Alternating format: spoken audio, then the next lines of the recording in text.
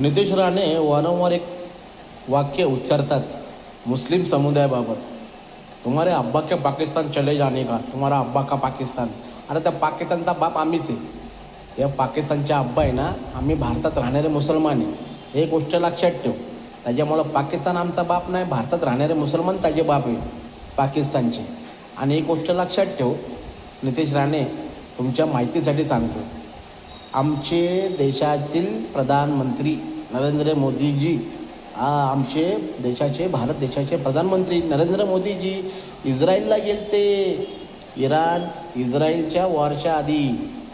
तर त्यावेळेस ते काय म्हणले, Israel is a fatherland, Israel is a fatherland in India is a motherland. म्हणजे विचार करा, इस्रायल तुमचा बाप आहे, आमचा बाप नाही आहे. लक्षात घे. पाकिस्तानचे आम्ही बाप आहेत, इस्रायल तुमचा बाप आहे, हे लक्षात ठेव. भारत आमची माताच आहे, हे लक्षात ठेव. भारताला आम्ही आईचाच दर्जा देतो. पण तू वारंवार जे सांगतो ना, तुमचा अब्बा होता पाकिस्तान, आमचा पाकिस्तान नाही, आम्ही त्याचे बाप आहेत पाकिस्तानचे. आता इस्रायल झाला आहे तुमचा नवीन बाप.